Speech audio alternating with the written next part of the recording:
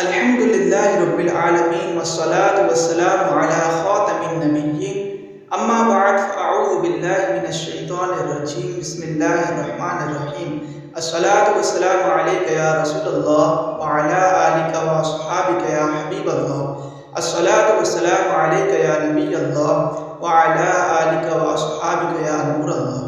آقا کریم صلی اللہ علیہ وآلہ وسلم نے فرمایا، بے شک اللہ پاک نے میری قبر پر ایک فرشتہ مقرر کیا ہے جسے تمام مخلوق کی آوازیں سننے کی طاقت دی ہے، بس قیامت تک جو کوئی مجھ پر درود پاک پڑھتا ہے تو وہ مجھے اس کا اور اس کے باپ کا نام پیش کرتا ہے اور کہتا ہے فلاں بن فلاں نے آپ پر اس وقت درود پاک پڑھا ہے۔ صلو علی الحبیب صلی اللہ علی محمد صلی اللہ علیہ وآلہ وصحابہ وبارک وسلم۔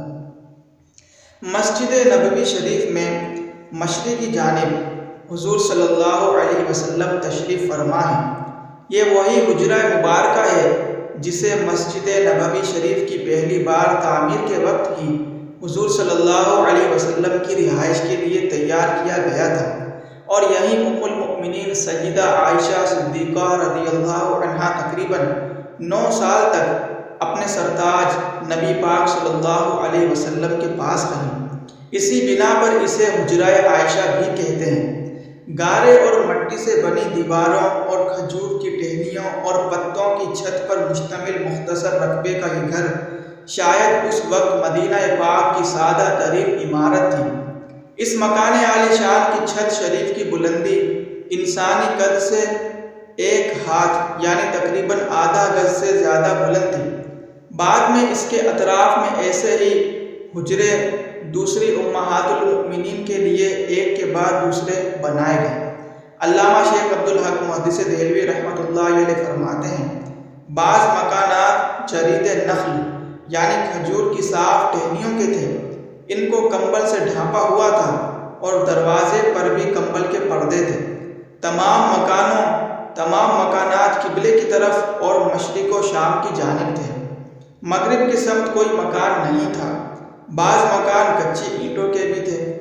جن عاشقان رسول کو اپنے مکان چھوٹے اور تنگ محسوس ہوتے ہیں، ان کو چاہیے کہ حضور صلی اللہ علیہ وآلہ وسلم کے مکان عالی شان پر غور کر کے اپنے لیے صبر و تحمل کا سامان کریں۔ حضور صلی اللہ علیہ وآلہ وسلم نے اسی حجرہ عائشہ میں ظاہری وصال فرمایا۔ گھر کے جس حصے میں انتقال شریف ہوا وہی حصہ زمین آپ صلی اللہ علیہ وسلم کی مبارک قبر بننے اور مبارک جسم سے لپٹنے سے مشرف ہوا۔ ام المؤمنین سیدہ عائشہ صدیقہ رضی اللہ عنہا اپنی وفات شریف تک اسی حجرہ مقدسہ میں مقیم رہیں۔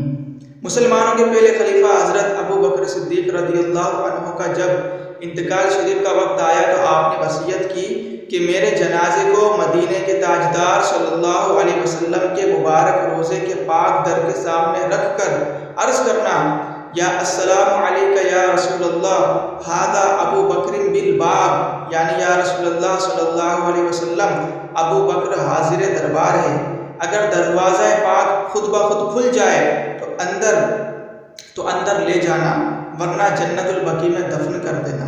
انتقال کے بعد وصیت کے مطابق روضہ انور کے سامنے جنازے شریف کو رکھ کر جو ہی عرض کیا گیا السلام علیک یا رسول اللہ ابو بکر حاضر دربار ہے، دروازے کا تالا خود بخود کھل گیا اور آواز آنے لگی ادخل الحبیب الی الحبیب فإن الحبیب الی الحبیب مشتاق، دوست کو دوست سے ملا دو کہ دوست کو دوست کا شوق ہے۔ چنانچہ آپ رضی اللہ عنہ کو حضور صلی اللہ علیہ وسلم کے برابر میں دفن کیا گیا اور اس طرح قبر کھودی گئی کہ آپ کا مبارک سر حضور صلی اللہ علیہ وسلم کے مبارک کندھوں کے سامنے آتا تھا۔ پھر تقریباً 10 سال بعد جب مسلمانوں کے دوسرے خلیفہ حضرت عمر بن خطاب رضی اللہ عنہ نے شہادت پائی تو آپ بھی حجرہ مبارکہ کے اندر حضرت ابو بکر صدیق رضی اللہ عنہ کے پہلو میں مدفون ہوئے۔ صلو علی الحبیب صلی اللہ علیہ محمد صلی اللہ